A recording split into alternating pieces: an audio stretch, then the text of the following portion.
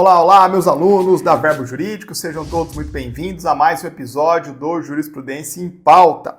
Eu sou Vinícius Opponi, seu professor neste nosso projeto periódico de estudo de jurisprudência do Supremo Tribunal Federal, comentários semanais aos informativos do Supremo Tribunal Federal. Meus amigos, eu havia me planejado para essa aula, a primeira de 2026, apresentar ao vivo para vocês, aproveitando o meu último dia antes do recesso, antes de voltar à atividade forense, mas nós tivemos um problema no link do YouTube, então não consegui fazer a aula ao vivo, então eu estou agora na terça-feira, 19 horas e 36 minutos, fazendo a gravação da aula que ia rodar ao vivo, e aí essa aula deve rodar, né, no dia seguinte ou enfim, nessa primeira semana, para a gente não perder a toada. Então eu peço desculpas pelo anúncio da aula ao vivo, até coloquei lá no meu Insta, e agora, se você está lá, entrou no YouTube, ela não está rodando agora na terça às 19h30, mas de todo modo a aula vai sair aqui certinho, provavelmente na quarta, dia 7, a gente já vai ter essa aula rodando, tá bom? Feito o aclaramento, feliz ano novo, feliz 2026 para você, para sua família, muita saúde, muita paz. Obrigado por toda a confiança ao longo de 2025 no nosso trabalho aqui na Verbo Jurídico, no Jurisprudência em Pauta. Espero que você continue conosco no ano de 2026, valendo-se desse projeto patrocinado pela Verbo, gratuito aqui para vocês, para crescer nos seus projetos de vida, sejam profissionais, de estudo para concurso, preparação para a OAB, enfim, onde você estiver canalizando a sua energia, eu espero que o nosso trabalho aqui seja uma ferramenta de suporte, de apoio, de contribuição, tá bom? E espero que ao longo de 2026 você realize esse seu desejo profissional e continue no Jurisprudência em Pauta, às vezes não como estudante para concurso, mas como um profissional que vai se valer de Jurisprudência em Pauta para se manter atualizado. Eu tenho alguns alunos que, de vez em quando, já aprovados no concurso, de vez em quando entram em contato e falam: professor, eu ainda assisto Jurisprudência em Pauta, às vezes não assiste com aquela regularidade que o concurseiro tem, né? Mas continua assistindo, especialmente quando pega um tema enrolado que precisa aplicar na prática lá, volta aqui para o professor Vinícius ajudar. E eu fico muito feliz, muito envaidecido, muito honrado, né, de continuar presente na vida daqueles que já superaram a etapa preparatória para concurso, que eu sei que é o grosso do nosso público-alvo aqui no Jurisprudência em Pauta. Então, muita saúde, muita paz, que Deus ilumine seu caminho em 2026 e que você tenha disposição para fazer o seu melhor em busca da sua aprovação. Vamos trabalhar então? Redes sociais à disposição de vocês, já estou em casa, né? Cheguei na segunda-feira, depois de passar lá um período do recesso no interior de São Paulo, na casa dos meus pais, então eu já estou no meu estúdio aqui, no meu cafofo, no meu cantinho do sofrimento, e com tudo montado, microfone, iluminação, monitor touch. Então, 2 aulas acochambradas para vocês, as 2 anteriores, essa aqui é para estar tudo funcionando corretamente, tirando o YouTube que nos deixou na mão. Vamos lá, turminha, vamos trabalhar com o nosso Jurisprudência em Pauta. A gente está no episódio número 118, informativo 1196 do Supremo Tribunal Federal. 4 julgamentos, 4 serão trabalhados em aula, tá bom? Vem comigo, a gente vai ver várias coisas diferentes hoje, tá? Vai valer a pena. Questão de julgado diferente, cresce o olho do seu examinador, aumenta a perspectiva de ser cobrado em prova. Começando com a ADO de número 88, ação direta de inconstitucionalidade por omissão, número 88. ADO é sempre prato cheio para ser cobrado em direito constitucional, e essa ADO aqui vai dizer respeito a carreiras policiais, especialmente a polícia penal. Então, se porventura você tem atenção a carreiras policiais, presta concurso para a polícia penal, vale a pena você também conhecer esse julgado. E se você presta concurso para Minas Gerais, também vale a pena, porque é um julgado que toca a uma omissão inconstitucional imputada ao governador de Minas, ao Poder Executivo de Minas Gerais. Bora lá? Nós estamos aqui com uma ADO proposta pela Associação dos Policiais Penais do Brasil, a AGPEM Brasil. E essa ADO, ou por meio dessa ADO, esta associação aponta uma suposta mora do governador do estado de Minas Gerais em deflagrar, em iniciar o processo legislativo voltado à elaboração de uma lei para a organização e funcionamento da polícia penal naquele estado. Então, nós temos uma ADO, ou uma ação de controle concentrado abstrato de condicionalidade, com um típico pedido de controle de omissão. O legitimado ativo, que é essa associação dos policiais penais, quer que o Supremo reconheça a omissão inconstitucional imputada ao governador do estado de Minas Gerais, pela ausência de um projeto de lei direcionado à Assembleia Legislativa daquele estado com esse objeto, organização e funcionamento da Polícia Penal. E aí, o legitimado ativo dá um passo adiante, pede o reconhecimento da omissão, mas também pede que o Supremo imponha, fixe um prazo para que o Executivo adote a providência necessária. Para você compreender o objeto dessa ADO, como a gente vai revisar logo na sequência, a gente precisa recobrar que o contexto normativo, ou o pano de fundo normativo dessa ADO, é a Emenda Constitucional número 104, lá de 2009, que alterou o artigo 144 da Constituição Federal, aquele artigo que versa sobre segurança pública, para inserir a Polícia Penal como um órgão de segurança pública. A Polícia Penal passou a ser um órgão de segurança pública contido no rol constitucional de órgãos de segurança pública, que é justamente o artigo 144. E aí, meus amigos, a consequência é a seguinte: se a Polícia Penal passa a ser um órgão de segurança pública de base constitucional, essa mudança constitucional precisa também se traduzir em uma mudança no desenho institucional da corporação, né, que desempenhava a função lá no âmbito do estado de Minas Gerais. Então, foi preciso, depois da Emenda Constitucional 104, um processo, ou passou a ser necessário, um processo de redesenho institucional daquelas corporações que trabalham dentro de unidades prisionais. Porque agora essa corporação é Polícia Penal, órgão de segurança pública de base constitucional. E esse redesenho institucional vem por meio de lei para se trazer a estrutura, a carreira, as atribuições, todo o detalhamento dessa instituição agora com um perfil constitucional novo. E aí, diante desse contexto, a gente joga o nosso foco em Minas Gerais, porque lá em Minas Gerais, esse processo, esse redesenho institucional ainda não foi feito, ou pelo menos ainda não foi feito integralmente. E é nesse contexto daquilo que já foi feito em Minas, mas não foi feito até o fim, que surge a pergunta central dessa ADO. Será que a ausência dessa lei referente à Polícia Penal lá em Minas pode ser reconhecida como uma omissão inconstitucional? Ou será que o que está acontecendo em Minas é um processo ainda em curso de redesenho institucional da Polícia Penal?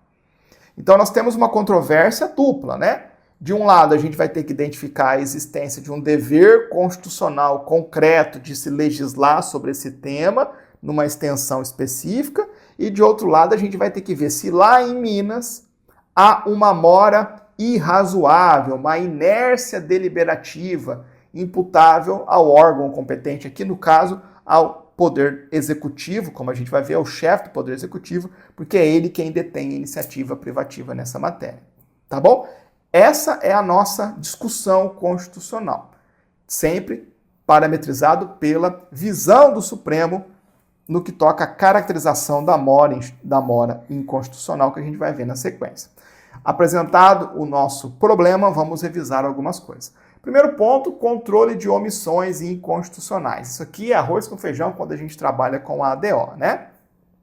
Lembra comigo? Tem que falar isso aqui de cabeça, né, meus amigos? De trás para frente. Força normativa da Constituição é um paradigma do neoconstitucionalismo que gera um verdadeiro dever estatal de agir para realizar a Constituição.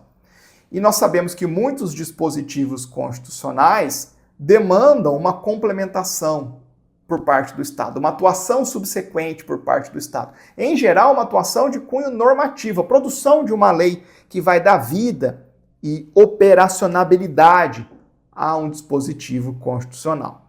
E nesse contexto, se o Estado, em sentido amplo, se omite em realizar a Constituição, se omite em adotar essa postura concreta da Constituição, mais especificamente, se omite em produzir a lei que a Constituição está mandando, o Estado vai incorrer em uma espécie de inconstitucionalidade, que é a inconstitucionalidade por omissão. Veja que fazer algo que a Constituição proíbe é grave, é inconstitucional.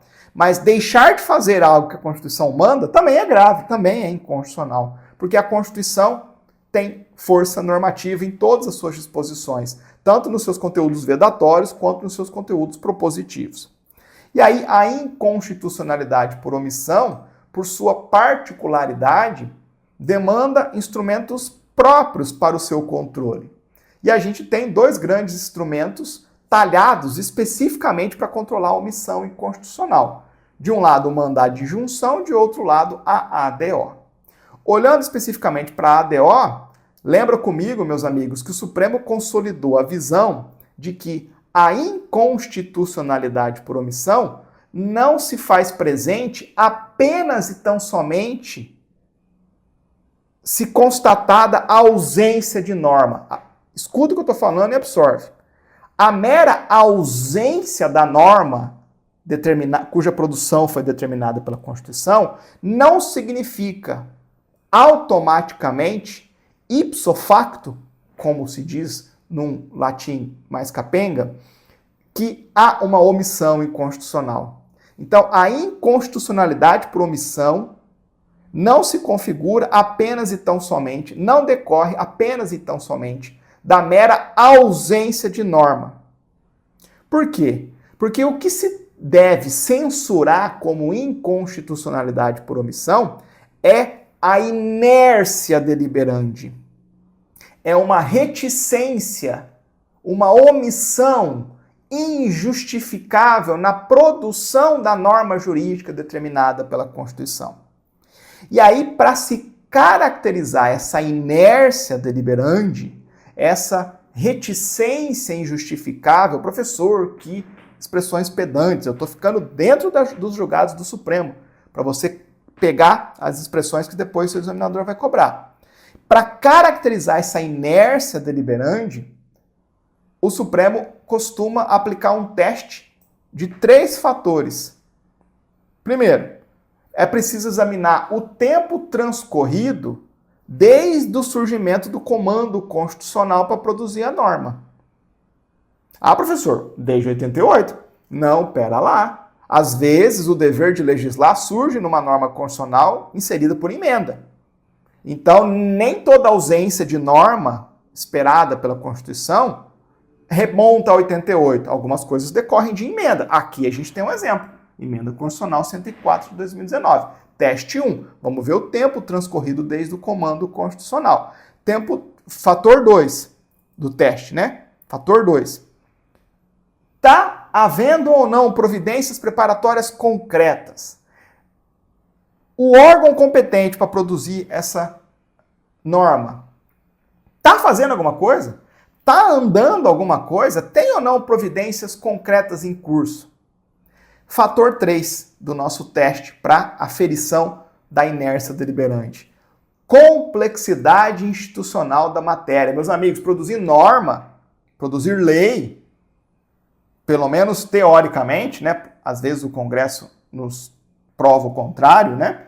Produzir lei é algo complexo. Alguns temas demandam um processo natural de maturação. E por isso a complexidade da matéria pode justificar ou vai ajudar a entender o lapso temporal que está sendo demandado.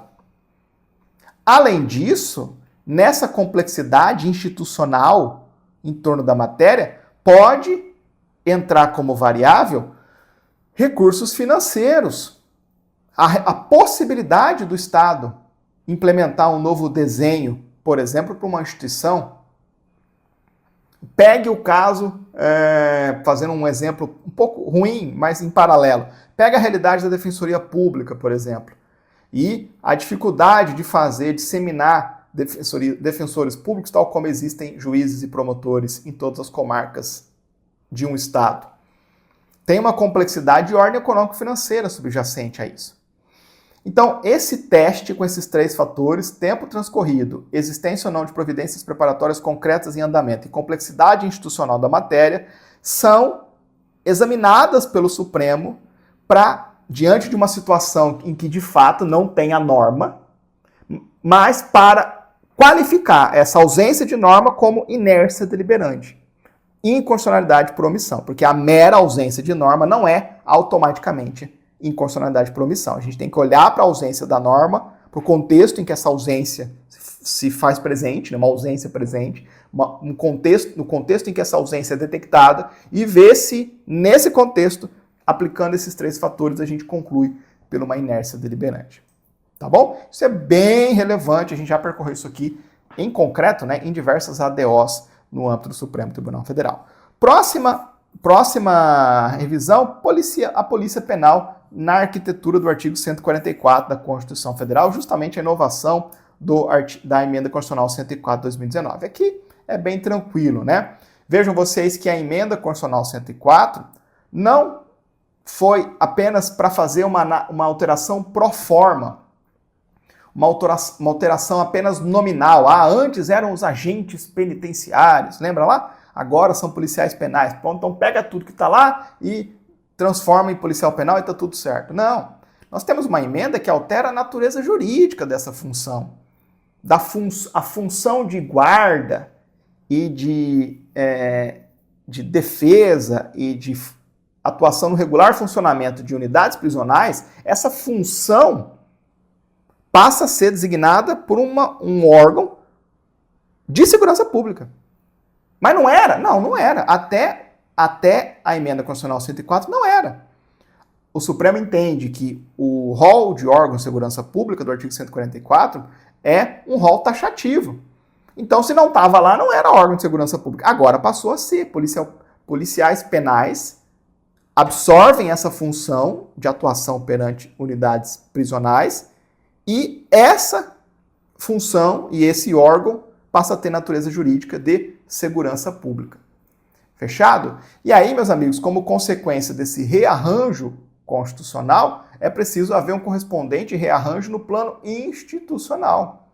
E essa projeção alcança os Estados-membros, que também têm as suas polícias penais, como a gente sabe, né? A esmagadora maioria dos estabelecimentos prisionais no Brasil são de ordem estadual, com os seus respectivos policiais penais. Agora veja o ponto importante. Quem é que puxa a fila nesse rearranjo institucional no âmbito dos estados? O chefe do Poder Executivo, o governador do estado. Por quê? Por força do artigo 61, parágrafo 1º, inciso 2º da Constituição Federal. Polícia Penal é órgão integrante da administração pública, do Poder Executivo. E, portanto, assim ou sendo, há uma iniciativa legislativa privativa do chefe do Poder Executivo para projetos de lei relativos aos órgãos, aos cargos, às carreiras dentro do Executivo, como é a Polícia Penal. Artigo 61, parágrafo 1º, inciso 2º, o artigo 61, parágrafo 1º, fala do rol de matérias de iniciativa privativa do Presidente da República. Mas nós temos aqui uma norma geral de processo legislativo que se aplica por força do princípio da simetria para os estados e, portanto, mutatis mutandis, o que está lá para o Presidente da República vale para os estados no que toca ao chefe do Poder Executivo do estado, o governador do estado. E isso carrega ou projeta essa omissão que a gente está falando sobre a Polícia Penal para o governador do estado. Por isso que foi ele o imputado. A ele se imputou a omissão. A gente está muito acostumado a ADOs, em que a omissão é imputada ou ao Presidente da República ou ao Congresso Nacional, né? Aqui é uma omissão associada ao governador do estado.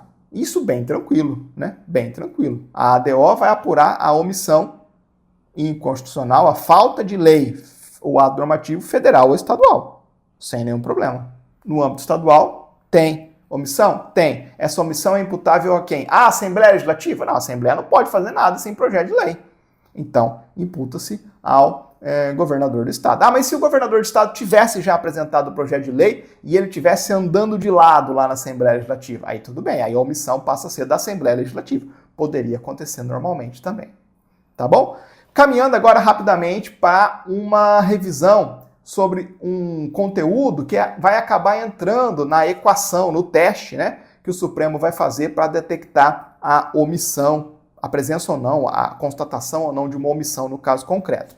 A gente sabe, meus amigos, que nos últimos anos, por conta da grave crise fiscal que o Estado brasileiro padece, e isso inclui os Estados-membros, por conta disso o Supremo tem dado um peso cada vez mais grave a preocupações de ordem orçamentária e financeira. E isso inclui regras de direito financeiro que estão na Constituição Federal, mas também comandos que constam lá da Lei de Responsabilidade Fiscal. E nesse pacote de regras, duas eu preciso revisar com vocês, porque vão ser ponderadas pelo Supremo aqui. A primeira delas é o limite de despesas com pessoal. A gente falou longamente sobre isso no episódio anterior, né? Artigo 169 da Constituição Federal exige um teto máximo de despesas com pessoal ativo, inativo e pensionista no âmbito dos entes federativos, União, Estados, Município e DF. E esse percentual vai ser fixado por lei, e essa lei é justamente a Lei de Responsabilidade Fiscal. Se bate o limite de despesas com o pessoal, a própria Constituição Federal determina a adoção de uma série de providências para cortar despesas e fazer voltar, caber tudo dentro do teto.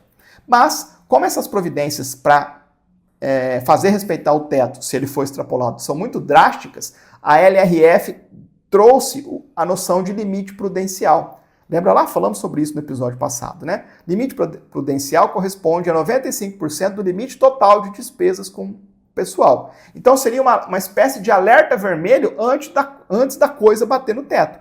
Então o ente federativo está aumentando o gasto com o pessoal, está aumentando. Bateu em 95% do teto de despesas com o pessoal, toca o alarme de limite prudencial. E aí, já com 95%, uma série de providências, outras, precisam ser implementadas com base na LRF, na Lei de Responsabilidade Fiscal, a Lei Complementar 101 de 2000, para impedir que se bata no teto, que se estoure o teto que tem e dispare os gatilhos lá da Constituição, que são bem mais graves, do artigo 169. Então, sempre que um Estado está na iminência do limite prudencial, está para bater o limite prudencial, já está no limite prudencial e está para bater no teto, a preocupação financeira orçamentária em discussões relativas a esse ente federativo são bastante acentuadas. Outra regra importante, ainda de direito financeiro, que tem tido impacto em decisões do Supremo, diz respeito ao regime de recuperação fiscal, ou RRF. Isso aqui não é uma matéria simples, tá? É uma matéria um pouco mais truncada. Felizmente, esse treco não cai tanto em prova, mas o regime de recuperação fiscal é um instrumento normativo, uma espécie de socorro financeiro que a União tem disponibilizado para os estados que se encontram em um cenário de grave desequilíbrio financeiro e fiscal. Então, sempre que o estado está em regime de recuperação fiscal ou está discutindo com a União, está em vias de entrar em regime de recuperação fiscal, há uma situação particular nesse ente federativo que costuma atrair a atenção do Supremo Tribunal Federal, especialmente quando a corte vai ser chamada a examinar se aquilo que o Estado está fazendo está certo ou está errado, com potencial repercussão econômico-financeira. Tá bom? Então vejam vocês que esses dados da realidade financeira orçamentária vão entrar naquela equação, naquele teste, para se identificar se a ausência de uma lei é uma mera preguiça, descaso, incompetência, ou se o tema subjacente é complexo a ponto de ter também que se levar em conta essa realidade orçamentária, financeira do Estado, fiscal. Tá bom? Última revisão que eu trago para vocês última revisão que eu trago para vocês, vai se conectar com uma questão preliminar que a gente vai recuperar logo na sequência. A gente viu que quem ajuizou essa ADO foi a Associação dos Policiais Penais do Brasil. Nós estamos aqui diante de um legitimado ativo com base no artigo 103, inciso 9 da Constituição Federal, que é, de longe, o cara mais polêmico. Lembra lá, artigo 103 da Constituição Federal traz o rol de legitimados ativos para a propositura de ações de controle concentrado abstrato de constitucionalidade. Leia-se, ADI, ADC, ADO e ADPF por força da lei respectiva. Lá no inciso 9, a gente tem o reconhecimento de legitimidade ativa para as entidades de classe de âmbito nacional. E por que esse cara é polêmico? Porque existe uma ampla jurisprudência do Supremo Tribunal Federal dando os contornos de como reconhecer uma entidade qualquer como de classe, uma entidade de classe de âmbito nacional, a ponto de reconhecer a sua legitimidade. Porque nós temos um conjunto inverso grande de entidades, mas agora a gente tem que olhar para uma entidade e ver que ela é de classe e de âmbito nacional para bater o carimbo do 103, inciso 9 e abrir a via de provocação do Supremo ADI, ADO e ADC. Tá bom? E para que uma entidade qualquer ganhe esse carimbo de legitimidade do 103, ela precisa preencher basicamente 2 critérios. Então a entidade precisa ser de classe. Ó, professor, meu Deus, quanta inovação. Não, calma lá, né? Aí entra a discussão. Tá, e o que eu entendo por entidade de classe? Eu não vou falar tudo aqui para vocês, mas ela é entendida, uma entidade é tida como de classe quando ela traz a representação de uma categoria homogênea. Um grupo que tenha entre si um vínculo, um elo comum, que em geral se encontra em grupos que partilham de uma mesma natureza profissional ou que desempenham uma mesma atividade econômica. Então, entidades que agrupam indivíduos que desempenham a mesma profissão ou que desempenham uma mesma atividade econômica costumam ter ser reconhecidos como uma categoria homogênea, de modo que a entidade representativa desses grupos é uma entidade de classe. Fechado? Agora, requisito 2, ela precisa ter caráter nacional. Agora, o que é ter caráter nacional? Aqui o Supremo usou de um critério objetivo. A entidade de classe tem que ter representação em, no mínimo, 9 estados da federação. Em, no mínimo, 9 estados. Fechado? Então, esses 2 requisitos. E aí tem discussões, né, em torno desses 2 requisitos, mas, grosso modo, esses são as 2 construções primordiais. E aí lembra também que no rol do artigo 103, de legitimados para ADI, ADO e ADC, nós temos legitimados universais, ou seja, aqueles que podem ajuizar ações de controle concentrado abstrato em qualquer hipótese, e nós temos os legitimados especiais, aqueles que precisam demonstrar uma pertinência temática, um nexo, uma relação de afinidade entre aquilo que se quer discutir no Supremo, que se quer provocar no Supremo, e o perfil da atuação da entidade. E as entidades de classe de âmbito nacional são legitimados especiais, elas precisam demonstrar pertinência temática, tá bom? Mas isso não é um requisito para ser entidade de classe, é uma consequência para exercitar a legitimidade sendo entidade de classe de âmbito nacional, tá bom? Isso tudo aqui é básico no estudo dos legitimados ativos para ADI, ADC e ADO.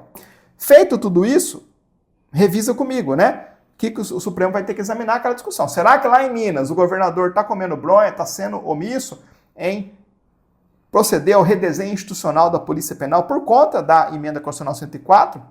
E a resposta do Supremo foi não. Não há inércia legislativa apta a caracterizar mora inconstitucional quanto à regulamentação da Polícia Penal quando existe processo de implementação em curso com medidas objetivas, a evidenciar um andamento compatível com a complexidade do desenho administrativo e financeiro exigido para a nova carreira. Não há omissão do governador do Estado.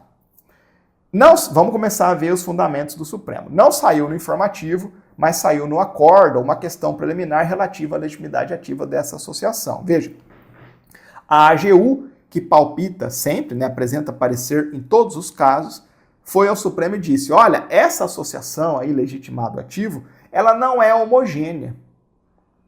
Ou seja, ela é heterogênea.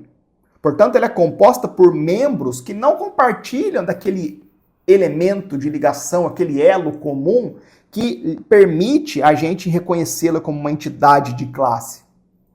O Supremo disse, pera lá, Geu, não é bem assim.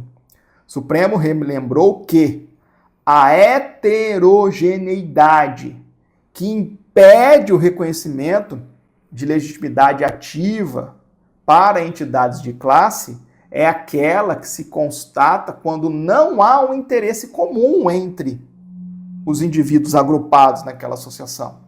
Então, pega o caso de uma associação de moradores e de comerciantes de ramos totalmente diferentes.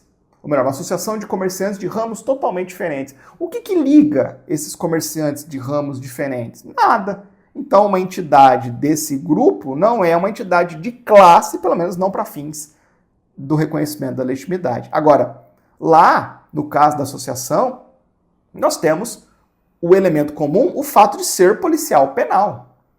Ainda que existam subdivisões internas dentro da carreira de policial penal, como existe dentro da carreira de polícia civil, de polícia militar, nós temos sim uma homogeneidade substancial naquela categoria profissional.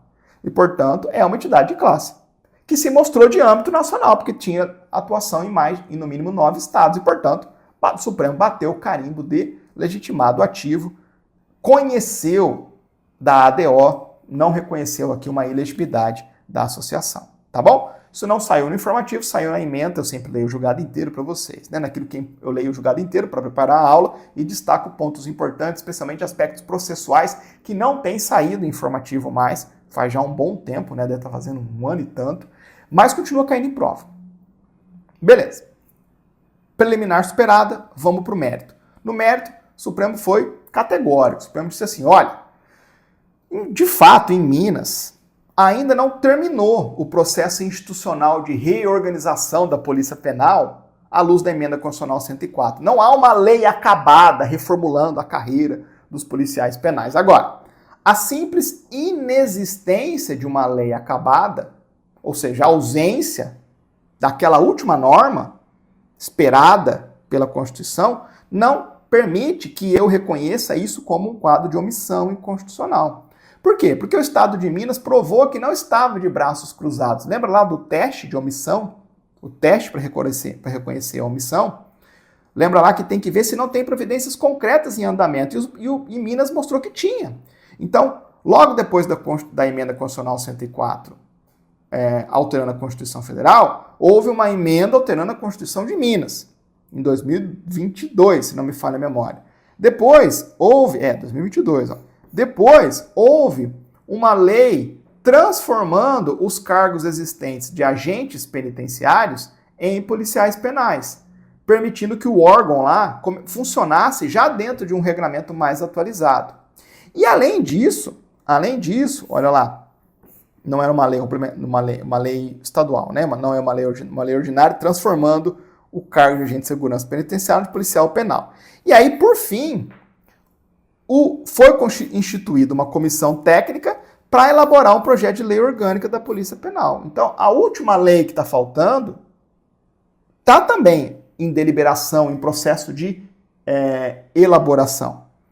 Então, dada a complexidade institucional da matéria, é importante, foi possível reconhecer que não há uma inércia deliberativa. Além disso, o Supremo também acabou acolhendo o argumento de prudência fiscal que o Estado de Minas trouxe.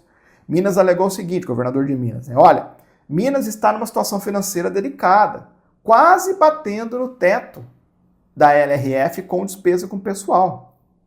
E nesse contexto, criar uma lei orgânica sem o estudo de impacto financeiro seria uma irresponsabilidade. Além disso, o tribunal também chancelou o fato de que Minas estava em um processo de negociação para integrar o regime de recuperação fiscal. Então, veja, todos esses elementos entraram na equação que o Supremo fez para concluir que não há inércia deliberante, não há omissão inconstitucional aqui. Tá bom? Então, veja, conforme a jurisprudência dessa corte, a simples inexistência de diploma acabado não basta para configurar a omissão, sendo imprescindível a identificação de reticência injustificada, aferível pelo tempo decorrido, pelas providências concretas já adotadas e pela complexidade institucional da matéria. Aquele teste que eu mencionei para vocês. Aí, na espécie, relembra tudo que Minas já fez em relação à Polícia Penal e, além disso, o Supremo vai e valida o argumento fiscal lá de Minas. Ó, a conjuntura fiscal retratada pelo Estado-membro demonstra a necessidade de cautela na elaboração da legislação pertinente, pois o indicador de despesa com o pessoal se aproxima do limite prudencial e há tratativas relacionadas ao regime de recuperação fiscal. Por que isso é importante? Porque quando se entra em regime de recuperação fiscal, algumas balizas, algumas camisas de força são colocadas no ente federativo para não crescer despesa, o que inclui despesa com o pessoal, para além daquelas da Constituição e da LRF. Tá bom? Então, embora essas condições não justifiquem a desídia, elas demandam avaliação de impacto antes da proposição de estruturas e carreiras, o que, por sua natureza, alonga o ciclo de conformação e escolha e reclama escolhas ponderadas, com base nesse e outros entendimentos e em procedência da ADO. Legal? Tranquilo? Vamos para o próximo. Fica aí a conclusão novamente para vocês. Vamos agora caminhar para o tema 1266 da repercussão geral. Um julgado importante para direito tributário. Bora lá comigo. Este caso não é uma obviedade. Eu uso essa expressão para não dizer que esse caso é difícil, né? Se você escutar um professor dizendo que o assunto é difícil, você já entra num modo desespero, né? E eu não quero te colocar nele.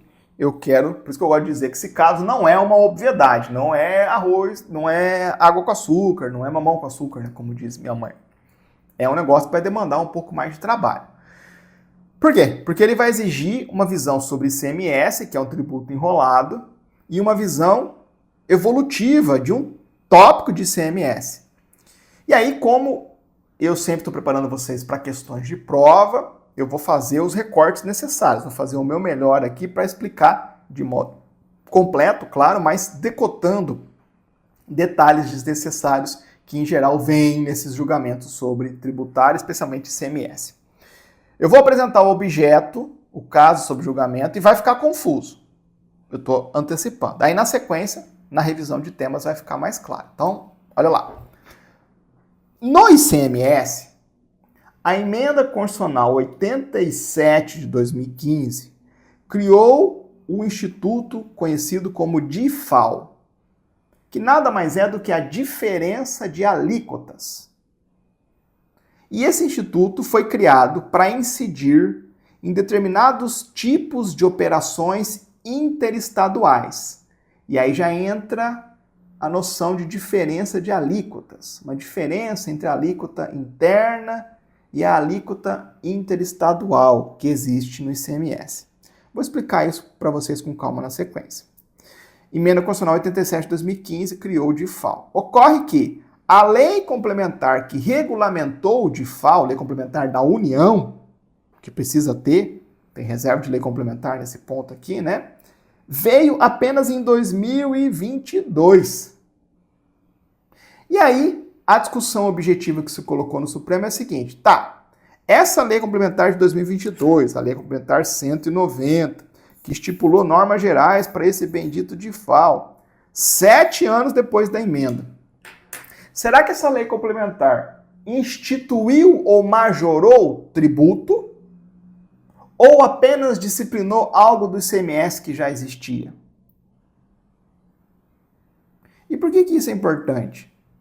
Porque se a gente concluir que a lei complementar instituiu ou majorou o tributo, a gente tem o campo de incidência do princípio da anterioridade, tanto no nonagesimal quanto no anual.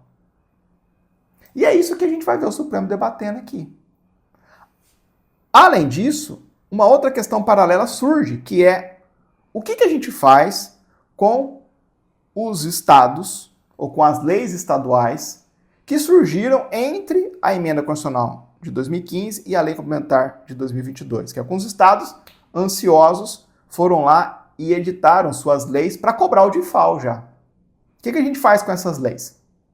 São essas questões centrais que o Supremo vai ter que decidir aqui, tá bom? Definir se a lei complementar instituiu ou majorou o tributo ou apenas disciplinou a cobrança e repartição, porque isso vai repercutir na incidência das regras de anterioridade, na incidência ou não dos princípios da anterioridade, anual e nonagesimal, e o que a gente faz com essas leis estaduais dos estados precoces aqui, que criaram as leis antes da complementar 190. Bora lá, algumas revisões para vocês, vamos com calma. Primeiro ponto, vamos entender o DIFAL em termos bem básicos. Imagina lá uma loja de São Paulo vendendo um celular para um consumidor final no Ceará. O ICMS, como vocês sabem, né, é um só, porque a operação de circulação está lá entre a loja de São Paulo e o consumidor final lá no Ceará. Mas ele vai ser, nesse tipo de operação, fatiado. Uma parte do ICMS fica com São Paulo, que é a origem. E a diferença, o DIFAL, a diferença apurada entre a alíquota interestadual e a alíquota interna do destino, lá do Ceará, vai ficar com o estado do Ceará, que é o estado do destino. Então isso é o DIFAL. E por que os caras tiveram que conceber o DIFAL? Por conta do boom do e-commerce, do e-commerce, né, do comércio virtual. Se a gente mantivesse a estrutura de ICMS interestadual de antes, nós teríamos uma arrecadação absolutamente concentrada nos estados de origem, onde, em geral, geralmente São Paulo, Rio de Janeiro, Minas, mas na esmagadora maioria São Paulo, que é onde está a base desses e-commerces. Então, por conta disso, houve uma pressão interfederativa de modo a repartir o ICMS para que os estados onde ficam os consumidores também recebessem a diferença. A diferença entre o quê? Entre a alíquota interestadual e a alíquota interna do estado de destino.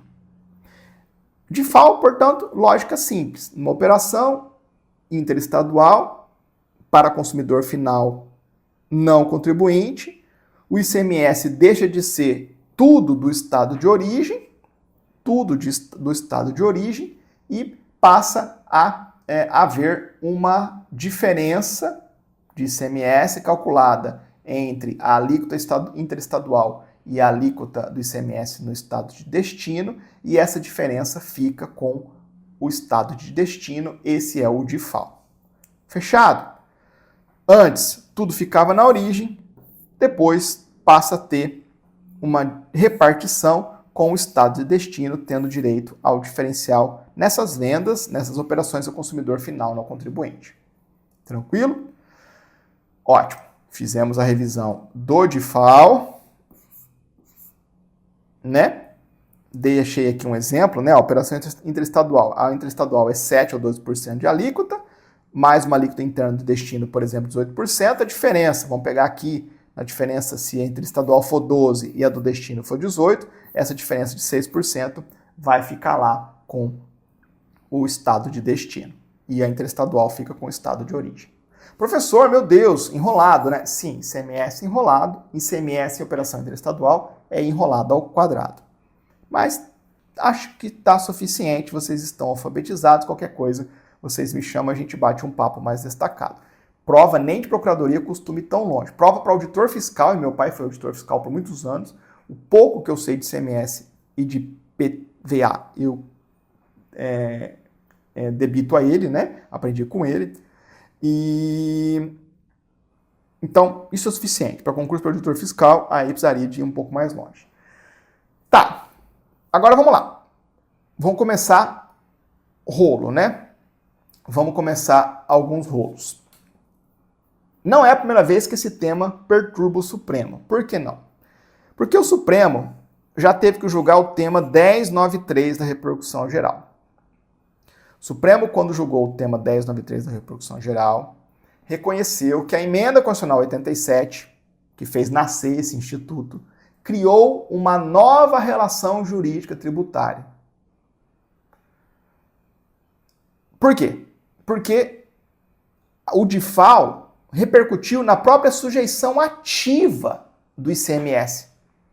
porque agora não era só mais de um estado, era repartido. E também uma repercussão na repartição de receita do ICMS nessas específicas operações. Então o Supremo olhou para a Emenda Constitucional 87, a criação do DIFAL, e disse: isso aqui é novidade, é uma nova relação jurídica tributária. E se é uma nova relação jurídica tributária em matéria de ICMS, eu preciso ter uma lei complementar federal veiculando normas gerais. Eu preciso ter uma lei complementar.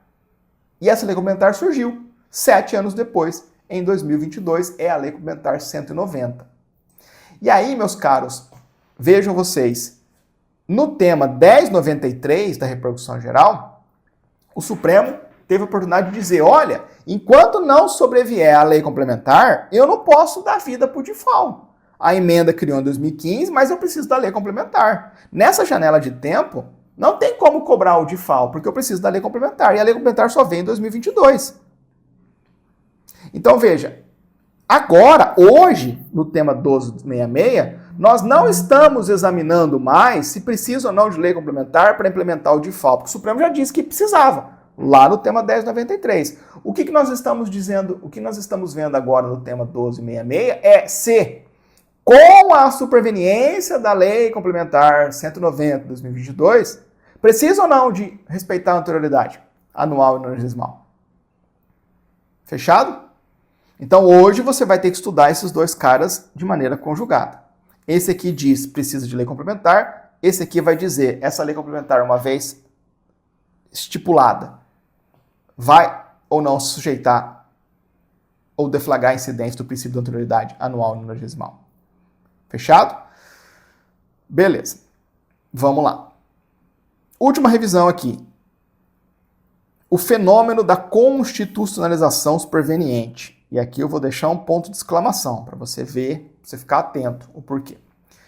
Temos aquele problema residual das leis estaduais, né? Muitos estados ansiosos pela arrecadação editaram lá suas leis estaduais logo após a emenda constitucional de 2015, sem esperar a lei complementar federal. E aí a questão é, como é que eu enxergo essas leis estaduais? Elas vão para o lixo ou elas podem ser reutilizadas agora, pós-lei complementar? E aí a discussão que se coloca é, será que essas leis complementares que surgiram depois da emenda e antes da lei complementar, essas leis estaduais, perdão, que surgiram depois da emenda constitucional 87 e antes da lei complementar 190, será que essas leis nasceram inconstitucionais? E agora, com a lei complementar 190, nós temos um fato superveniente que afasta essa inconstitucionalidade. Será que a gente está diante daquele fenômeno estranho da constitucionalização superveniente, algo que nasce inconstitucional, surge algo e torna esse cara constitucional? Mas será que isso existe no direito brasileiro? Teoria da nulidade absoluta do ato inconstitucional não mata tudo no ninho? Ponto de exclamação para essa discussão, tá? Que acaba sendo quase que mais ou tão importante, tão ou mais importante do que a própria discussão final do tema 1266. O que o Supremo decidiu aqui? O Supremo decidiu o seguinte. Vou ler só o resumo. São constitucionais leis estaduais e distritais editadas após a emenda constitucional 87 e antes da 190, da Lei Complementar 190, que instituíram a cobrança do DIFAL nas operações e prestações que destinem bens e serviços ao consumidor final no contribuinte do imposto. No entanto, essas leis produzem efeitos somente a partir da vigência da 190 e naquilo que lhe for compatível. Vem comigo. Vamos lá. Julgado enrolado, eu vou me ater ao núcleo apenas. Vai sobrar beirada aqui, tá? E eu não vou entrar nelas. Primeiro ponto é situar exatamente o que o Supremo está julgando no tema 1266, já antecipei para vocês lá atrás. O Supremo faz questão de deixar claro que o tema 1266 é complementar ao tema 1093 que a gente já mencionou. No tema 1093, o Supremo disse, precisa de lei complementar para a cobrança do DIFAL. Aqui, no 1266, a gente tem, com a lei complementar 190 já existente, discute-se a partir de quando essa cobrança do DIFAL pode ocorrer, considerando-se as proteções constitucionais vindas da anterioridade anual e da anterioridade nonagesimal. Nem coloquei anterioridade anual e nonagesimal nas premissas, nas revisões, né, pessoal? Porque é muito básico, né? Anterioridade anual não pode cobrar o tributo no mesmo ano em que ele é instituído. Anterioridade nonagesimal não pode cobrar o tributo numa janela de 90 dias a contar da publicação da lei que instituiu ou majorou o tributo. Anterioridade bem básica. Beleza. Dito isso, para a gente saber se vai incidir ou não os princípios da anterioridade, a gente tem que olhar para a Lei Complementar 190 e ver se aquilo que ela está fazendo atrai a incidência desses princípios. E o que atrai a incidência desses princípios? É a instituição ou majoração de tributo. Se a resposta for sim, incide a anterioridade. Se a resposta for não, não incide a anterioridade.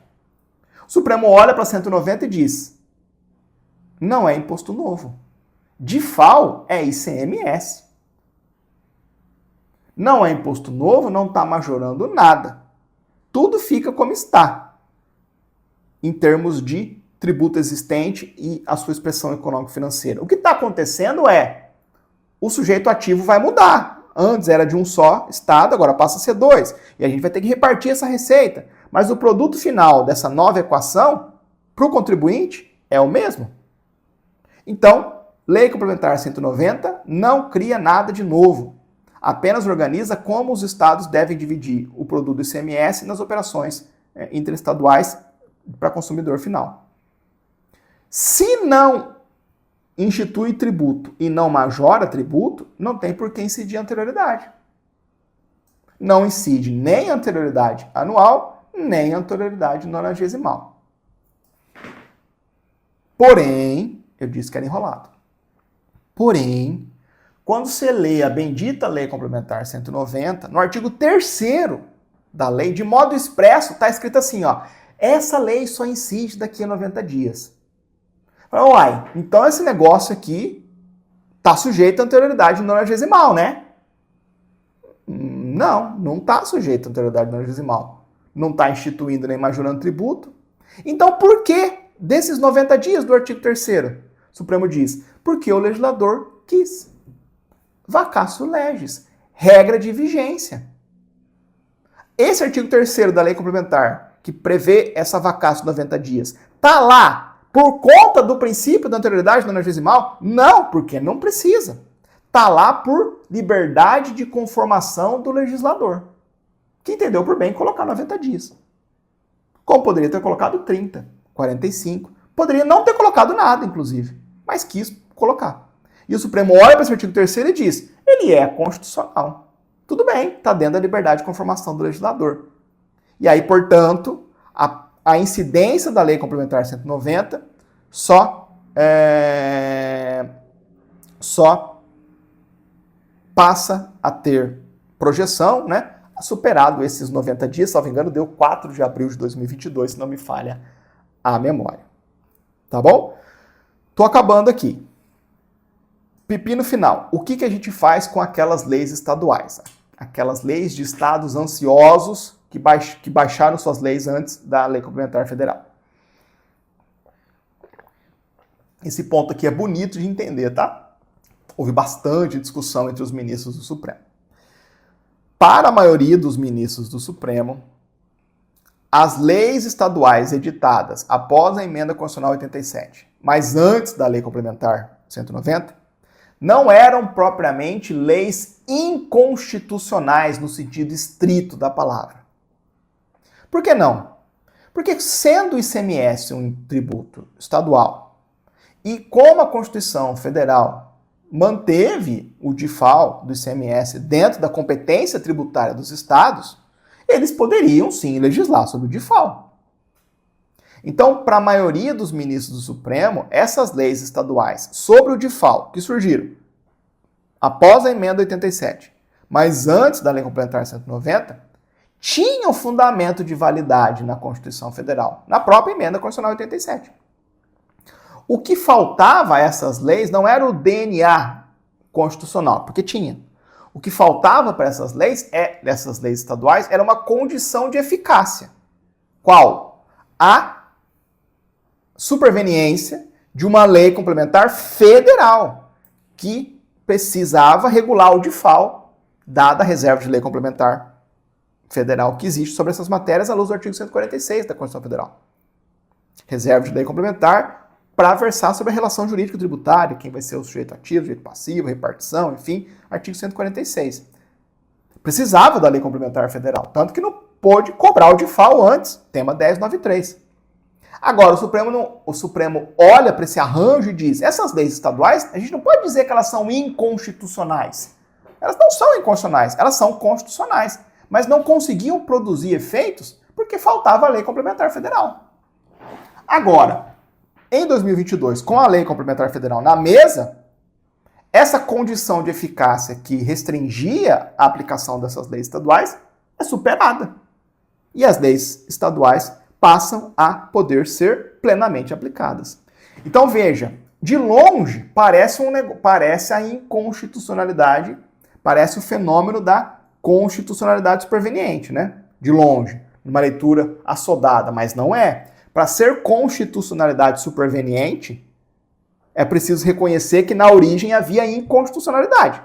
Então era inconstitucional e tornou-se constitucional de maneira superveniente. Não tem isso daqui. O Supremo está olhando para a origem das leis estaduais e dizendo, é constitucional? Só tinha uma condição de eficácia, que não permitia a deflagração dos seus efeitos. Qual? A inexistência da lei complementar federal. Vem a lei complementar federal, essa condição de eficácia é levantada, a lei estadual pode ser aplicada porque ela sempre foi constitucional. Tranquilo?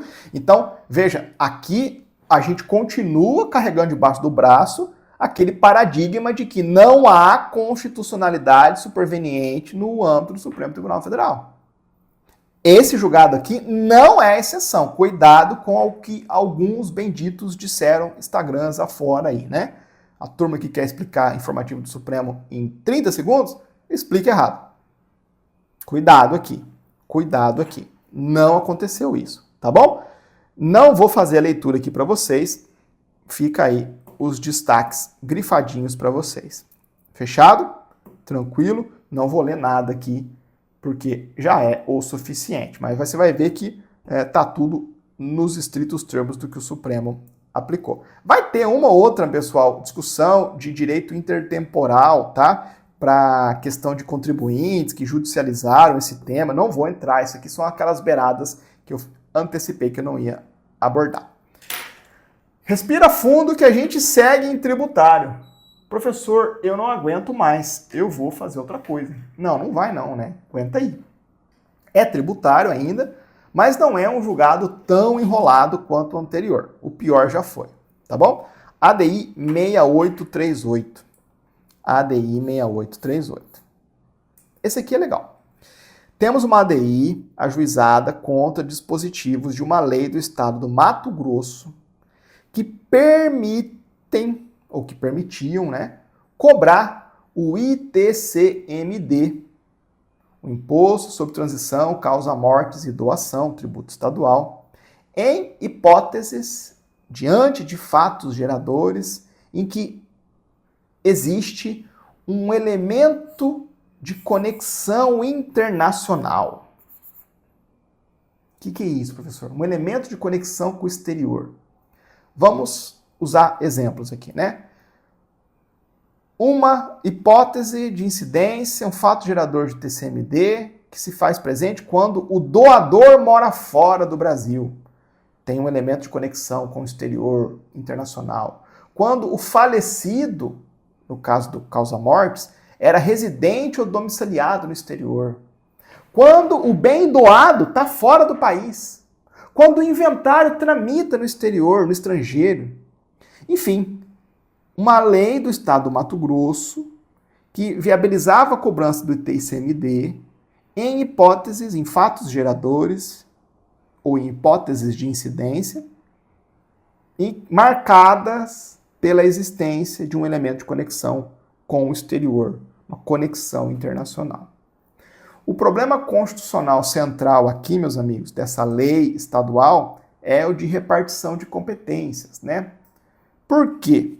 Porque nós precisamos, e a gente vai fazer isso, relembrar que, muito embora o ITCMD seja um imposto de competência dos estados, nos casos em que há essa conexão internacional, entre aspas aqui, né, estou usando isso com efeito didático, a própria Constituição Federal disse que os aspectos dessas específicas incidências do ITCMD vão ser primeiro regrados por uma lei complementar nacional. A gente sabe que tem algumas coisas de tributos estaduais e tributos municipais que a União tem que dar o primeiro passo. Isso está previsto na Constituição, no 146, de maneira mais ampla, mas às vezes está previsto na própria entranha do imposto. E no caso do ITCMD, o artigo 155, parágrafo 1º, inciso 3º, diz o seguinte, olha, quando for ITCMD com esses elementos de conexão internacional, a gente vai definir quem pode cobrar, em quais hipóteses, por uma lei complementar nacional. Ocorre que o estado do Mato Grosso, tal como diversos outros estados brasileiros, não esperaram essa lei complementar federal. Não esperaram. Baixaram a sua lei estadual, tentando cobrar esse ITCMD. E aí a discussão que se coloca é, será que dá para validar essa lei estadual ou ela é inconstitucional? É possível viabilizar essa lei? E aí a gente tem um ingrediente adicional relevante, que acaba mudando um pouco aqui a lógica, a compreensão do tema, que é a reforma tributária, emenda constitucional 132 de 2023. Porque essa lei complementar 132 de 2023 finalmente autorizou os estados a cobrar esse imposto, o ITCMD nessas hipóteses, mesmo sem a ausência da lei complementar nacional. Diante da omissão da União em produzir essa lei complementar nacional sobre o ITCMD, aproveitaram do ensejo da reforma tributária e viabilizaram a cobrança do ITCMD com conexão internacional pelos estados. Aí tem uma pergunta adicional aqui, né? Será que essa autorização da reforma tributária muda o desfecho da visão sobre essa lei do estado do Mato Grosso? Vejam que é mais uma vez uma discussão sobre o fenômeno da constitucionalidade superveniente, né? Mais uma vez nós temos uma discussão que nos faz pensar sobre constitucionalidade superveniente. Antes, nós tínhamos estados produzindo suas leis, mesmo sem a lei complementar federal da matéria. Aí vem a emenda constitucional da reforma tributária 132 e admite a cobrança do ITCMD com elemento exterior pelos estados. O que a gente faz com essas leis que nasceram antes da validação constitucional? Nasceram sem a lei complementar federal e antes da validação constitucional, da autorização constitucional que veio pela 132. Como é que a gente enxerga essas leis? A lei do estado do Mato Grosso é uma hipótese. Ficou claro, pessoal? Vamos lá? Vamos ver? Algumas revisões aqui com vocês, começando pelo básico, né? ITCMD, o Imposto Estadual que incide sobre transmissão, causa-mortes e doação. Sendo o imposto estadual, os estados detêm competência legislativa para instituir a sua cobrança e competência tributária para arrecadar, propriamente dito. Agora, o ponto do nosso julgamento aqui é o ITCMD em situações com conexão internacional, chamado ITCMD exterior. E para ele, meus amigos, a Constituição Federal exigiu uma prévia lei complementar federal versando sobre esse tema. E por que disso, né? Por que o Constituinte entendeu pertinente exigir uma lei complementar nacional, aqui, federal nacional? Porque senão, meus caros, nós teríamos uma ampla perspectiva de conflitos federativos. Uma ampla perspectiva de conflitos federativos. Se cada estado cria sua própria regra de incidência do ITCMD exterior, por conta desses elementos de conexão interestadual, o risco de conflito federativo e de bitributação aumentaria muito. E aí, então, por força do artigo 155, parágrafo 1º, inciso 3º da Constituição Federal, exigiu-se uma lei complementar nacional para racionalizar e regulamentar essa matéria. Então, esse é um típico tema que demanda coordenação nacional antes do exercício da competência estadual pelos estados. Essa exigência aqui não foi alterada pela reforma tributária. Ela continua lá no texto constitucional. Tá bom? Vamos dar um passo adiante. Ainda não foi editada a Lei Complementar Nacional sobre o tema. Beleza. E aí, muitos estados, como Mato Grosso, deram o passo adiante, ansiosos, e foram lá e criaram a lei estadual, mesmo assim, para viabilizar a cobrança desse ITCMD do exterior. Essa discussão em si, bruta, já chegou no Supremo e já foi resolvida. Tema 825 da repercussão geral. O Supremo disse: leis estaduais para viabilizar a cobrança do ITCMD exterior são inconstitucionais. Não tem competência, o Estado Legislativo não tem competência. Sem a Lei Complementar Nacional, os estados não podem instituir o ITCMD exterior. Não pode. O Estado não possui competência legislativa plena na ausência de lei complementar federal. Agora entra um ponto de conexão, né, com a reforma tributária. A reforma tributária não mudou a exigência de uma lei complementar nacional editada pela União para viabilizar o ITCMD exterior. O que a reforma tributária fez? Ela, escutando a queixa dos estados de que a União não edita a lei complementar, a emenda constitucional número 132 de 2023, da reforma tributária, lá no seu artigo 16, veio e disse o seguinte: ela trouxe uma regra transitória delimitando a competência para o ITCMD exterior por parte dos estados, enquanto não sobrevier a lei complementar federal. Então, o próprio artigo 16 da emenda constitucional 132 disse: olha, observando esses parâmetros aqui, ó, os estados podem legislar, podem criar o ITCMD exterior e cobrar, enquanto não sobrevier a lei complementar nacional, que continuamos esperando por força do 155 para o primeiro e terceiro, que não foi mudado. Aí isso faz vir à tona, novamente, a questão relativa à constitucionalidade superveniente, né? Como é que a gente olha para essas leis complementares, como é que a gente olha para essas leis estaduais hoje, pós-emenda constitucional 132? Como é que eu olho para elas hoje, pós-emenda constitucional 132, considerando-se que eu tenho agora o artigo 16? Será que essa lei estadual do MT, que é o nosso objeto aqui, será que ela pode ser salva por conta da emenda constitucional que trouxe a reforma tributária e seu artigo 16? E aí, meus amigos, para a gente trabalhar com a inconstitucionalidade, né, a gente tem que lembrar da teoria da nulidade do ato inconstitucional. No direito brasileiro vale a teoria da nulidade absoluta do ato inconstitucional. A gente olha para o ato ao tempo do seu nascimento. Se ao tempo do seu nascimento o ato for contrário à Constituição, ele é inconstitucional, e a inconstitucionalidade é uma nulidade absoluta, ab início, ab ovo. Tanto que o Tribunal Supremo apenas declara a inconstitucionalidade, porque a inconstitucionalidade está lá desde a origem. Por isso que, como regra, uma decisão declaratória de inconstitucionalidade tem efeitos ex tunc, retroativos ao surgimento do ato, porque ele nasce nulo. E é por esse motivo que não existe constitucionalidade superveniente. Eu não posso revalidar algo que é nulo em absoluto desde o nascimento. Não dá. É incompatível. A inconstitucionalidade superveniente não existe no direito brasileiro, porque no direito brasileiro o Supremo consagra a teoria da nulidade absoluta do ato inconstitucional. Agora, será que aqui tem alguma coisa de diferente? Como a gente viu lá no julgado anterior? Lá no julgado anterior, qual que foi a sacada dos ministros, da maioria? Foi de olhar para aquelas leis estaduais e dizerem: opa, peraí, essa lei, na verdade, não nasceu inconstitucional. Ela era constitucional com uma condição de eficácia. Vamos ver aqui.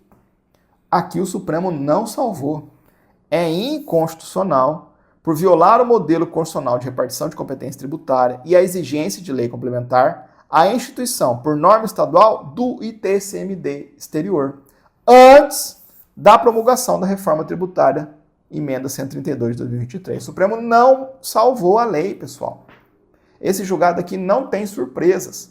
O Supremo não construiu nada para salvar as leis estaduais. O Supremo recobra que para o ITCMD exterior, ou seja, ITCMD para fatos geradores que tem um elemento internacional, O problema não é apenas se pode tributar, é uma discussão muito maior, é quem tributa e em que termos. Aqui, meus caros, no ITCMD exterior, a exigência de lei complementar federal, nacional, está nas entranhas da incidência do ITCMD. Não tem como salvar, porque a gente não sabia nem como ia se desenhar esse ITCMD. Lembra que a razão de ser da lei complementar federal para o ITCMD exterior é porque a gente precisa saber quem que vai ser o sujeito ativo, de quem esse tributo, incide em quais hipóteses. Não tinha como. Sem a lei complementar federal, nacional, o risco de bitributação era gigantesco, de conflito federativo. Então, os estados não alcançavam uma competência tributária antes da lei complementar federal. Então, se cada estado elegesse os seus próprios critérios de conexão, você abriria o espaço para múltiplas cobranças e inúmeras disputas federativas e, no limite, para bitributação. A Constituição não deixa o tema solto. Ele manda que a competência nessas hipóteses específicas vai ser regulamentada por lei complementar nacional. E enquanto esta lei complementar não sobrevier, o Estado não tinha competência legislativa para essa variável do ITCMD. É diferente do caso anterior. E tudo isso o Supremo já havia dito no tema 825 da repercussão geral. Não dá. Ah, mas e a reforma tributária? A reforma tributária não salva? Não salva. Por quê? Porque não existe constitucionalidade superveniente no direito brasileiro. Aquele artigo 16 da reforma tributária, da emenda constitucional 123, diz o seguinte, 132, perdão, diz o seguinte, olha, enquanto não sobrevier a lei complementar, estados criem o ITCMD exterior usando essas regrinhas aqui, ó. Você abriu o artigo 3º, tem um conteúdo que seria parecido com o que viria na lei complementar, né? Então, aproveitaram o pacote da reforma tributária e colocaram ali no artigo 3º, no artigo 16 da emenda constitucional 132, o que seria a lei complementar. Mas é uma regra transitória, vai valer aquele artigo 16 enquanto não sobrevier a lei complementar. Então, veja, esse artigo 16 não tem como salvar a legislação anterior. Porque ele está fazendo nascer propriamente a perspectiva de uma competência tributária para o ITCMD exterior agora.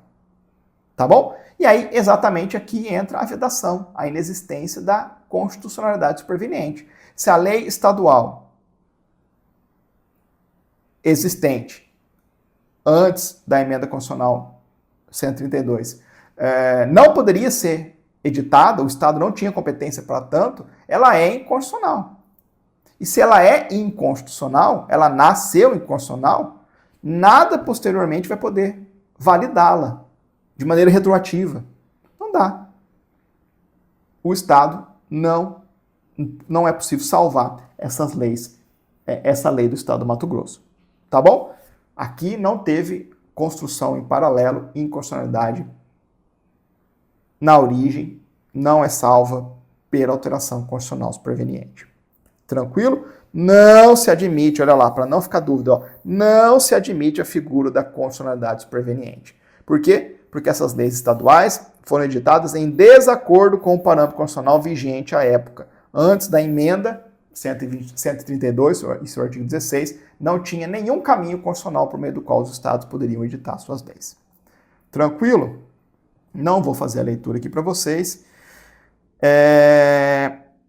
Depois vocês passam os olhos aí só para validar a nossa exposição. Vamos para o nosso último julgado? ADI 5319.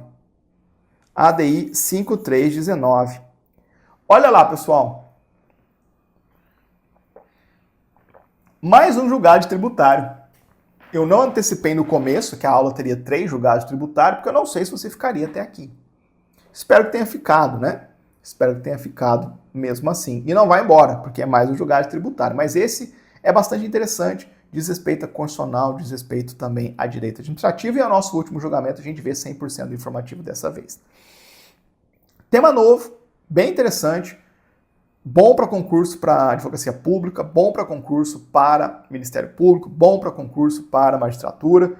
Vamos ver, meus caros, aspectos relacionados ao SEBAS, o Certificado de Entidade Beneficente.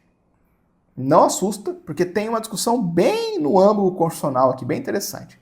O que é o SEBAS? O SEBAS é o certificado indispensável para que uma entidade beneficente de assistência social goze daquela imunidade prevista no artigo 195, parágrafo 7º da nossa Constituição Federal. Tranquilo? Então é um documento que uma entidade precisa obter depois de passar por um escrutínio da administração pública para que, em decorrência dele, tenha acesso, tenha reconhecida a imunidade prevista no artigo 195, parágrafo 7º da nossa Constituição, no que toca às contribuições para a Previdência Social. Tá, mas o que aconteceu? Aconteceu o seguinte, lá em 2013, foi publicada essa lei aqui, a Lei 12.868, e o artigo 15 dessa lei, em 2013, trouxe uma regra específica para incidir sobre os pedidos de concessão de SEBAS ou de renovação de SEBAS que haviam sido feitos lá em 2009, mas que por algum motivo ainda estavam pendentes de decisão na administração pública em 2013. Então é aqueles jabutis que aparecem às vezes, né? Uma lei lá específica, não é um jabuti em sentido amplo, né? Não no sentido de vício legislativo. Aquelas pontos cegos que a gente não sabe. Algum rolo lá na administração pública federal, uma porrada de pedidos de 2009 pendentes de apreciação. Vem uma lei em 2013 e diz o seguinte, olha, para esses processos que estão na fila de concessão de SEBAS, renovação de SEBAS, a fiscalização vai ter que olhar para a realidade daquela entidade durante todo o exercício fiscal de 2009, para verificar se a entidade cumpre com os requisitos para ter o SEBAS. E essa previsão legal, mandando olhar para o exercício inteiro de 2009, o ano em que a turma foi lá e fez os requerimentos, era uma mudança no regramento legal. Porque até então, até essa lei de 2013, a ideia era a fiscalização olha para aferir os requisitos para o SEBAS, para tudo que a entidade fez no exercício fiscal anterior. Então, a turma que fez o pedido em 2009, lá em 2009, achava que a administração pública ia examinar a sua realidade no exercício de 2008. Vem a lei de 2013 e diz, não, pedidos pendentes até hoje, a administração pública vai ter que olhar para a realidade da entidade beneficente ao longo de 2009, inclusive. As entidades questionaram isso no Supremo. O argumento das entidades foi o de que a lei estaria determinando que se olhasse para trás, mudando a regra do jogo no meio da partida. E o argumento foi o de que também a lei estaria atingindo processos administrativos protocolados antes da sua vigência, havendo uma espécie de retroatividade, violação de direito adquirido daquelas entidades que estavam lá com o pedido pendente desde 2009. Por outro lado, a administração pública defendeu essa legislação dizendo, olha, a gente só está mudando isso porque nossos critérios de aferição, critério operacional mesmo, né, de aferição, se uma entidade merece ou não o SEBAS, melhoraram. Então, a gente precisa fazer essa melhoria, projetar essa melhoria para esses processos que estão pendentes. Então vamos olhar para todo o ano de 2009 também. E aí a gente tem essa discussão de violação de direito adquirido e retroatividade, eficiência no controle administrativo, limites de alteração de critérios em processos administrativos em curso. Então, muito embora a discussão seja, reconheço, bem específica, nichada lá na nota de rodapé de dinâmicas da administração pública federal, subjacente a gente tem questões constitucionais relevantes. O que a gente precisa revisar? Vou ser bem preciso aqui com vocês, até por conta do nosso tempo. Primeiro, a imunidade do artigo 195, parágrafo 7º, que está aí na tela para vocês. Ó.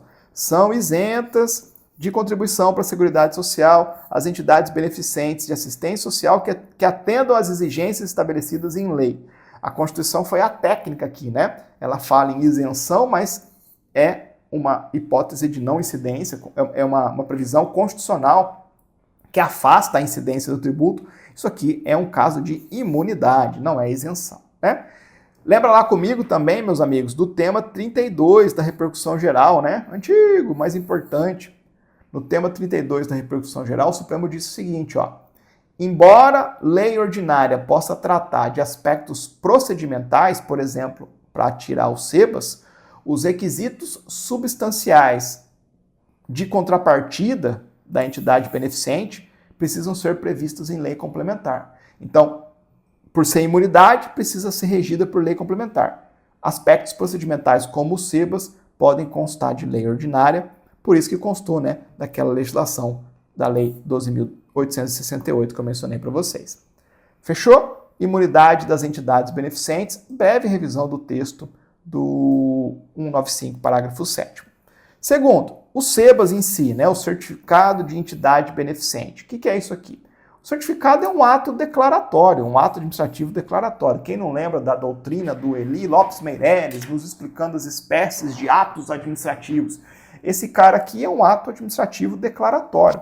Ele não está criando a imunidade, quem cria é a Constituição. Ele declara que a entidade é beneficente, uma vez constatado que a entidade preenche os requisitos legais. Declara. Por ser declaratório, os efeitos retroagem, os efeitos do SEBAS retroagem à data em que se constatou que os requisitos para a imunidade foram cumpridos. Agora, o ponto primordial da revisão que vai praticamente resolver o julgado. Embora seja um ato declaratório de um fato passado, a entidade beneficente que quer fruir dessa imunidade vive uma relação de trato sucessivo com o Estado. A entidade precisa ser beneficente ontem, hoje e amanhã para manter o benefício. Portanto, essa fiscalização e renovação periódica do SEBAS é legítima. Agora, seguindo, um ponto bem importante e bastante estável na jurisprudência do Supremo, que vai ser apenas recuperada nesse julgamento aqui. Não há direito adquirido a regime jurídico. Essa é uma ideia muito poderosa que se aplica em diversas instâncias e vai ser aplicada aqui. Então, se você está lá com um processo administrativo aberto na administração pública e a lei muda, você não tem o direito de ser julgado ou do seu processo administrativo caminhar de acordo com a lei velha. Salvo se a lei velha assim o disser. Não há direito adquirido a regime jurídico. Se o processo está pendente, a expectativa de direito que é objeto daquele procedimento administrativo vai se submeter à nova regulamentação. Tranquilo? Existem exceções para essa ideia, claro. Imagina lá que você tem um direito com base na legislação vigente, você faz o requerimento e o processo está demorando. Aí muda a lei e muda os requisitos, você perde o direito. Não, peraí. Aí não é diferente. Você já tinha o direito, de acordo com a legislação. Você só não fruía dele por conta da inércia da administração pública em julgar o teu processo administrativo. Agora, nesses cenários, o teu direito aí sim é adquirido. Você já tinha todos os requisitos. Agora, enquanto o processo administrativo está lá aberto, é uma questão de ordem procedimental, você não vai estar protegido dessas mudanças legislativas. Por fim, o princípio da eficiência. Isso aqui é muito importante para o administrativo, né? Todos vocês sabem que o princípio da eficiência é um dos princípios regentes da administração pública, de acordo com o artigo 37 caput da Constituição Federal, mas o princípio da eficiência vai ter uma repercussão em procedimentos de controle. Meus caros, a gente sabe que, por vivermos em uma república, há diversas instâncias de controle da atuação do Estado. O controle interno em todos os poderes, o controle que vem do Tribunal de Contas, o controle do Ministério Público, tudo isso é processo de controle. E o princípio da eficiência se projeta também nessa lógica de procedimentos de controle. Como? Nos seguintes termos. Quando a administração pública julga ou trabalha ou conduz um processo administrativo, ela tem que aplicar os mecanismos de controle disponíveis ao tempo da decisão, da condução do processo administrativo. Se por algum motivo um processo administrativo ficou lá engavetado 5, 6 anos, e hoje a gente tem um sistema tecnológico que vai permitir cruzar dados que à época não se fazia, paciência, vamos aplicar a melhor técnica de controle. O princípio da eficiência exige isso. Se o mecanismo de fiscalização melhorou, aplica para tudo que está pendente. Ah, não vamos aplicar esse mecanismo novo aqui, essa IA que surgiu agora, para os PAs que estão pendentes. Não, vamos fazer no braço, igual sempre se fez. Não, peraí. O princípio da eficiência exige que os procedimentos de controle sejam conduzidos com os mecanismos disponíveis ao tempo da decisão, ainda que melhores. Espera-se, né, que melhores. Fechado? Tudo isso nos permite olhar para aquela alteração legislativa lá de 2013, que determinou que os processos de renovação ou concessão de sebas pendentes em 2009 deveriam ser examinados considerando-se o ano de 2009 como um todo, e não apenas a regra anterior que mandava olhar até o exercício fiscal do ano anterior, da 2008. O Supremo disse, é constitucional. Claro que é constitucional. Observa o princípio da eficiência, não afronta o direito adquirido e retroatividade, o dispositivo de lei que impõe condição temporal às entidades que pretendam obter ou renovar os sebas e determina sua incidência em relação a requerimentos protocolados anteriormente à edição da norma e ainda pendentes de julgamento. Pessoal, o Supremo trabalha com uma premissa aqui estruturante, né, em matéria de imunidade que é condicionada a requisitos legais. Não se estabiliza um regime jurídico imutável para uma imunidade que é aferida ao longo do tempo. Se a imunidade, lá do 197.7, depende do atendimento de exigências legais, a aferição do preenchimento dessas exigências ocorre à luz do ordenamento jurídico atualizado no momento em que o poder público faz o controle. Então não tem como falar em direito adquirido aqui. O direito adquirido ao modo anterior de fiscalização? Não dá, isso não existe. Porque, veja, o que está mudando é o procedimento de fiscalização, a linha do tempo a ser considerado para fiscalização. Não há regime jurídico, não há direito adquirido a regime jurídico. E isso se aplica aqui na aferição de uma imunidade que está condicionada ao preenchimento de requisitos legais. Segunda construção, leva em consideração a finalidade dos sebas, né? O sebas não é pensado como um ato isolado que encerra a relação da entidade beneficente com a administração pública.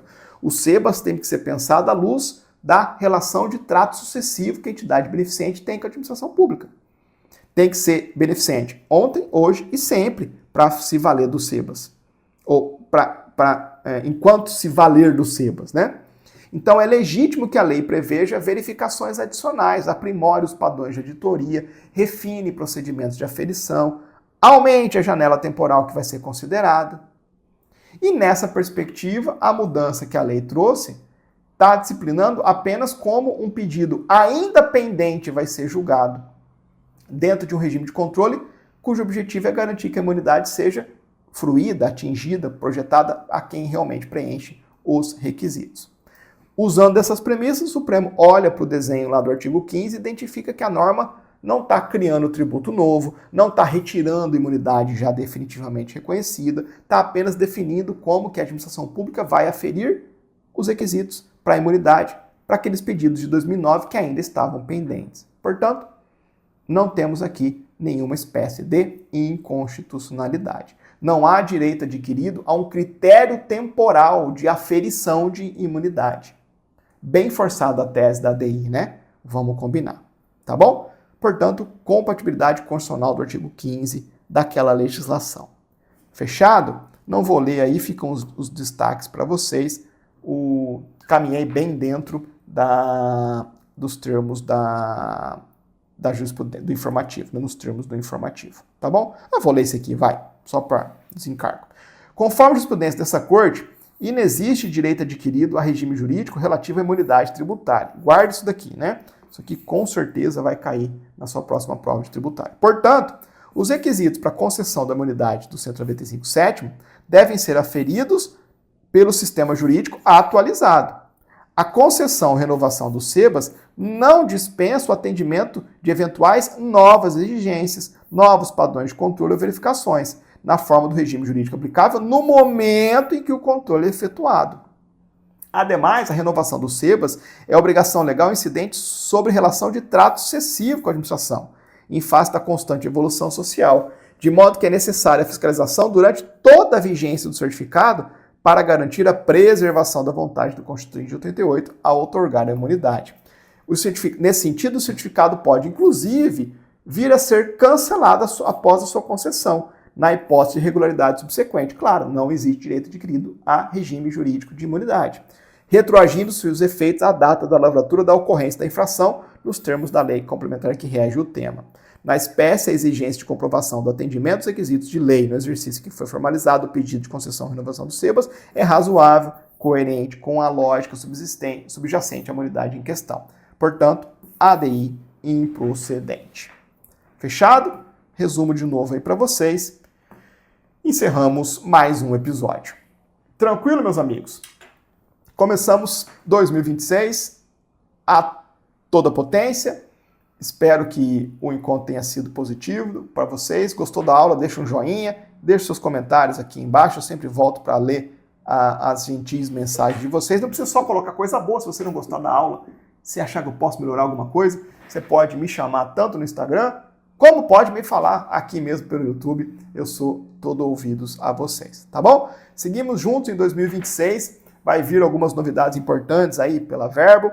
A gente segue trabalhando firme aqui nesse curso preparatório que tem o compromisso com qualidade, com a sua preparação. Conheçam o site da Verbo, acompanhem a Verbo nas redes sociais para ter conhecimento dos produtos, dos cursos e das nossas múltiplas frentes de trabalho por lá. Tá bom? Meus amigos, fiquem com Deus. Até a semana que vem e um forte abraço a todos.